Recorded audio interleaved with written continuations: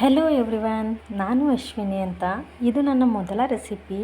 So please ಎಲ್ಲರೂ support ಮಾಡಿ ಅಂತ ಕೇಳ್ಕೊತಾ ಇದ್ದೀನಿ. ನಾನು ಮಾಡ್ತಾ ಇರೋದು ಇವತ್ತು ಪುಳಿಯೋಗರೆ ಗೊಜ್ಜು. ಬೇಕಾಗಿರೋಂಥ ಸಾಮಾನು ನೋಡಿ: ಉಪ್ಪು, ಕರಿಬೇವಿನ ಸೊಪ್ಪು, ಕಡಲೆಬೇಳೆ, ಕಡಲೆಬೀಜ, ಒಣಮೆಣಸಿನ್ಕಾಯಿ, ಖಾರದ ಪುಡಿ, ಹುಣಸೆ ಹುಳಿ, ಕೊಬ್ಬರಿ ತುರಿ. ಮಾಡುವ ವಿಧಾನ: ಒಂದು ಬಾಣಲೆ ಇಟ್ಕೊಳ್ಳಿ, ಅದನ್ನು ಸ್ವಲ್ಪ ಕಾಯಿಸ್ಕೊಳ್ಳಿ. ಕಾದ ನಂತರ ಅದಕ್ಕೆ ಸ್ವಲ್ಪ ಆಯಿಲ್ ಹಾಕಬೇಕು. ಆಯಿಲು ಕಾಯಬೇಕು. ಆಯಿಲ್ ಕಾದ ನಂತರ ಅದಕ್ಕೆ ಕಡಲೆಬೇಳೆ, ಫಸ್ಟು ಕಡಲೆಬೀಜನ ಹುರ್ಕೊಂಬಿಡೋಣ, ಡ್ರೈ ರೋಸ್ಟ್ ಮಾಡ್ಕೊಂಬಿಡೋಣ ಎಣ್ಣೆಲಿ. ಚೆನ್ನಾಗಿರುತ್ತೆ ಆವಾಗ. ಚೆನ್ನಾಗಿ ಫ್ರೈ ಮಾಡಿಕೊಂಡ್ರೆ ಕಡಲೆಬೀಜ ತಿನ್ನೋಕ್ಕೆ ಚೆನ್ನಾಗಿರುತ್ತೆ. ತೆಗೆದಿಟ್ಕೊಳ್ಳೋಣ ಕಡಲೆಬೀಜನ. ಮತ್ತು ಕಡಲೆಬೇಳೆನೂ ಅದೇ ಥರ ತುಂಬ ಚೆನ್ನಾಗಿ ಗೋಲ್ಡನ್ ಬ್ರೌನ್ ಬರೋ ತನಕ ಹುರ್ಕೊಂಡು ಅದನ್ನು ಸಪ್ರೇಟಾಗಿ ತೆಗೆದಿಟ್ಕೋಬೇಕು. ಚೆನ್ನಾಗಿರುತ್ತೆ ರೋಸ್ಟ್ ಆದರೆ.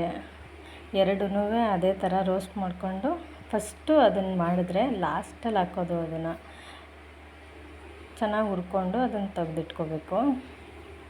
ಪುಳಿಯೋಗರೆ ಮಾಡಬೇಕಾದ್ರೆ ಇದು ಚೆನ್ನಾಗಿರುತ್ತೆ ಈ ಥರ ಮಾಡಿದ್ರೆ. ಒಂದು ಸಲ ಟ್ರೈ ಮಾಡಿ ನೋಡಿ. ನೆಕ್ಸ್ಟು ಅದೇ ಬಾಣಲಿಗೆ ಎಣ್ಣೆ ಇರುತ್ತಲ್ವ, ಅದಕ್ಕೇ ಇನ್ನೊಂದು ಸ್ವಲ್ಪ ಬೇಕಂದರೆ ಎಣ್ಣೆ ಹಾಕ್ಕೊಳ್ಳಿ. ನಾನು ಸ್ವಲ್ಪ ಕಡಿಮೆ ಹಾಕಿದ್ದೀನಿ. ಅದಕ್ಕೆ ಸಾಸಿವೆ ಮತ್ತು ಕರಿಬೇವು ಸೊಪ್ಪು ಮತ್ತು ಒಣಮೆಣ್ಸಿನ್ಕಾಯಿ ಹಾಕಿ ರೋಸ್ಟ್ ಮಾಡ್ಕೊಳ್ಳೋಣ. ಅದನ್ನು ರೋಸ್ಟ್ ಆದ ನಂತರ ಹುಣಸೆ ಹುಳಿ ಹಾಕ್ಕೊಳ್ಳೋಣ.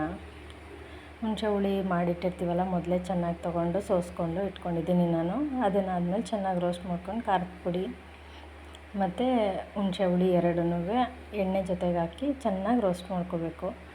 ಅದು ತುಂಬ ಮಳ್ಳಿ ಎಣ್ಣೆ ಬಿಡಬೇಕು, ನಿಮಗೆ ಗೊತ್ತಾಗುತ್ತೆ ಬಾಣಲಿಲಿ. ಮತ್ತು ಉಪ್ಪು ರುಚಿಗೆ ತಕ್ಕಂತೆ ಉಪ್ಪು ಹಾಕ್ಕೊಂಡು ಎಲ್ಲನೂ ಚೆನ್ನಾಗಿ ಬೇಯಿಸ್ಕೊಳ್ಳೋಣ. ಎಣ್ಣೆ ಬಿಡ್ತಾ ಇದೆಯಾ ಏನು, ತಿರಿತಾ ಇರಿ, ಗಟ್ಟಿ ಆಗುತ್ತೆ ಹುಣಸೆ ಹುಳಿ ಹಾಕಿರೋದ್ರಿಂದ. ನಾನು ಸ್ವಲ್ಪ ಮಾಡಿದ್ದೀನಿ, ಬೇಗ ಆಗಿಬಿಡುತ್ತೆ ಸ್ವಲ್ಪ ಮಾಡಿದ್ರೆ. ಚೆನ್ನಾಗಿ ರೋಸ್ಟ್ ಮಾಡ್ಕೊಳ್ಳಿ. ಇದನ್ನು ಕೈ ಆಡ್ತಾನೆ ಇರಬೇಕು. ಮತ್ತು ಕೈ ಆಡಿ ಎಲ್ಲ ರೋಸ್ಟ್ ಆಗಿದೆ ಅನ್ನುವಾಗ ಕೊಬ್ಬರಿ ತುರ್ಕೊಂಡು ಇಟ್ಕೊಂಡಿರ್ತೀವಲ್ಲ, ಅದನ್ನು ಸ್ವಲ್ಪ ಹಾಕಿ ಅದನ್ನು ಬಾಡಿಸ್ಕೊಳ್ಳೋಣ. ಅದು ಸ್ವಲ್ಪ ಬೆಂದರೆ ಚೆನ್ನಾಗಿರುತ್ತೆ. ಮತ್ತು ಹಿಂದೆಯೇ ಕಡಲೆಬೇಳೆ ಹುರಿದಿಟ್ಟಿದ್ದೀವಲ್ಲ, ಅದನ್ನು ಹಾಕ್ಕೊಂಡು ಅದನ್ನು ಎಲ್ಲನೂ ಮಿಕ್ಸ್ ಮಾಡ್ಕೊಳ್ಳೋಣ. ಮತ್ತು ಕಡಲೆಬೀಜ ಲಾಸ್ಟಲ್ಲಿ ಅನ್ನ ಕಲಿಸ್ಬೇಕಾದ್ರೆ ಹಾಕಿದ್ರೆ ಚೆನ್ನಾಗಿರುತ್ತೆ. ನಾನು ಇವಾಗ ಹಾಕಿಲ್ಲ, ಮೆತ್ತೆ ಆಗಿಬಿಡುತ್ತೆ ಅಂತ ಕಡಲೆಬೀಜ ಹಾಗೆ ಇಟ್ಕೊಂಡಿದ್ದೀನಿ. ಕಡಲೆಬೀಜ ಅನ್ನ ಕಲಿಸ್ಬೇಕಾದ್ರೆ ಹಾಕಿದ್ರೆ